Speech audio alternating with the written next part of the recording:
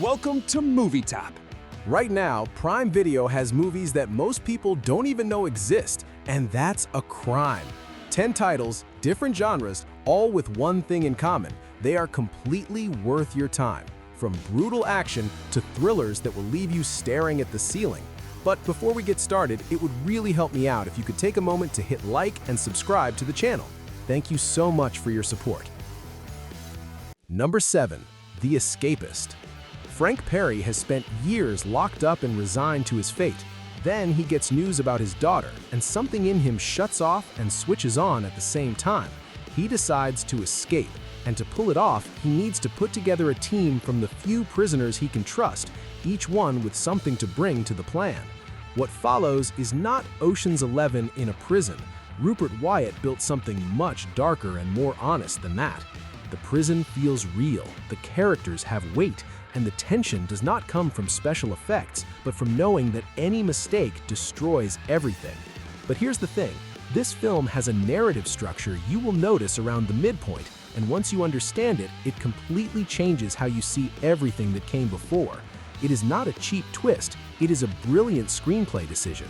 Brian Cox carries the whole film on his shoulders and makes it look easy, which means he is doing something very difficult very well. The atmosphere is suffocating, the tension is heavy, and the action moments are few but precise.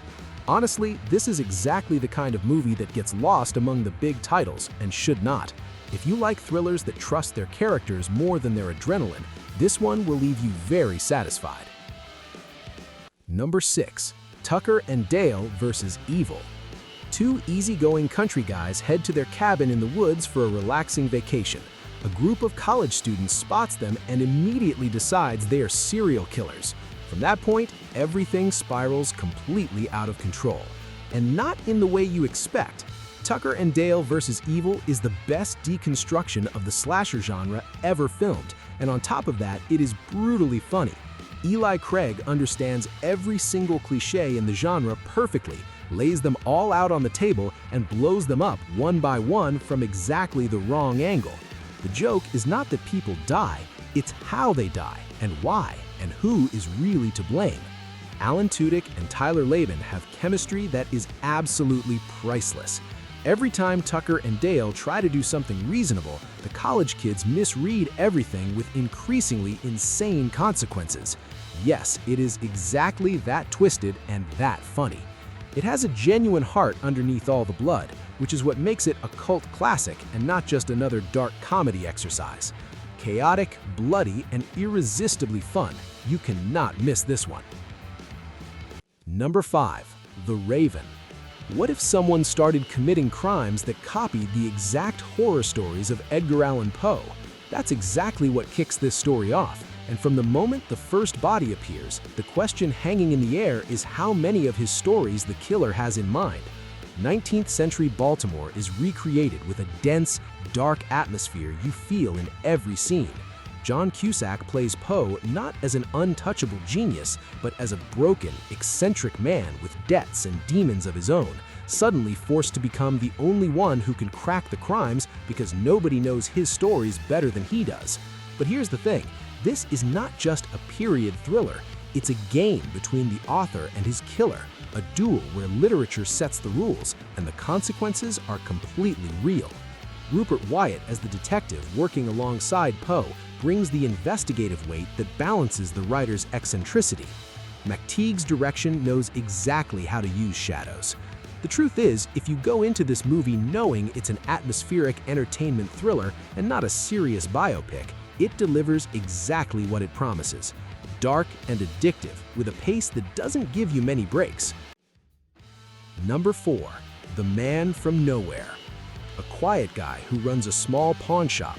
He lives alone, doesn't talk to anyone, and the only thing that seems to matter to him even a little bit is the kid from next door who stops by to visit him now and then.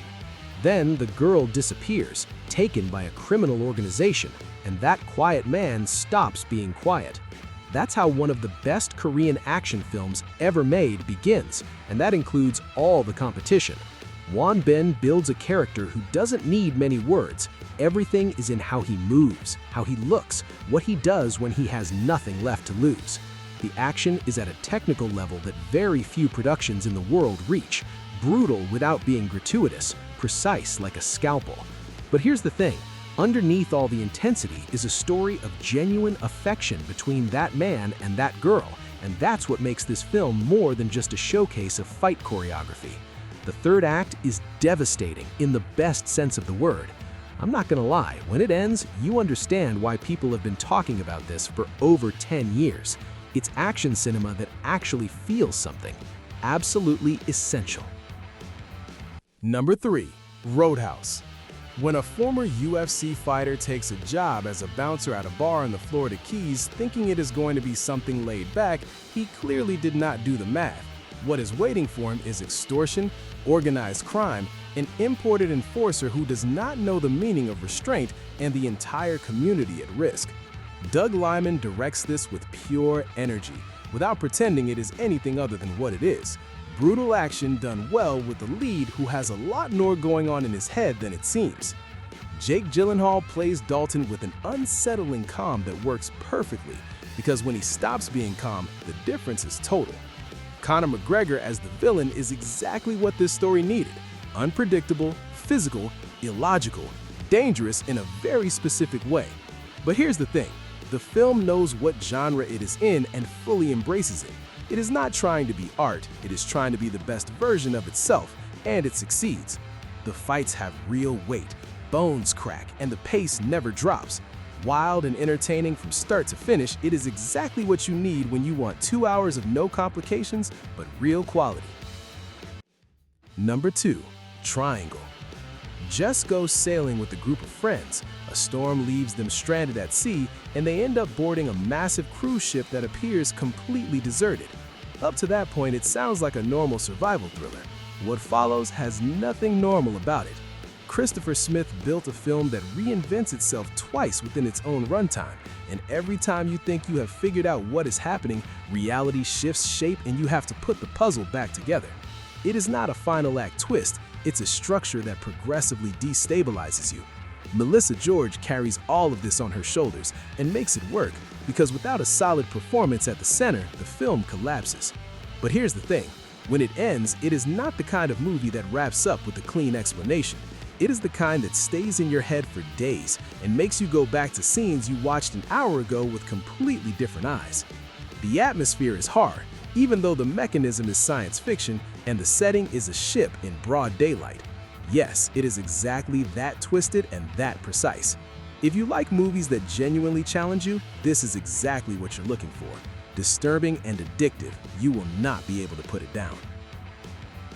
Number 1. The Man from U.N.C.L.E.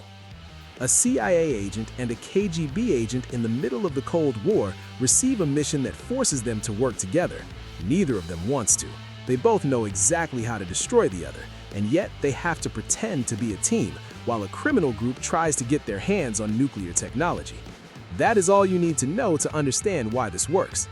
Guy Ritchie took the '60s series and turned it into something with its own visual language and its own rhythm, with that signature style of his. Creative framing, sharp editing, and dialogue that cuts like a knife. Henry Cavill as Napoleon Solo is elegant, sarcastic, and completely in his element. Armie Hammer as Kuryakin is serious, methodical, explosive when pushed too far. The tension between the two of them is the heart of the film, and the chemistry works precisely because they are total opposites who can't help but respect each other. Alicia Vicker provides the third point of the triangle with an intelligence that keeps both of them in check. But here's the thing, the film does not take anything seriously except its own style, and that lightness is its greatest strength.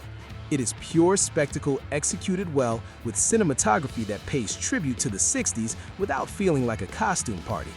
I'm not going to lie, this is one of the most enjoyable spy films of the last 10 years, elegant and addictive from start to finish. And that is a wrap. 10 movies that Prime Video has available right now that deserve way more attention than they get. This is my list, but yours might look completely different. Which ones have you already seen? Which ones do you think I missed? Let me know down in the comments, because your recommendations are how I build more videos. Drop a like, subscribe to the channel, and hit the notification bell. See you in the next one.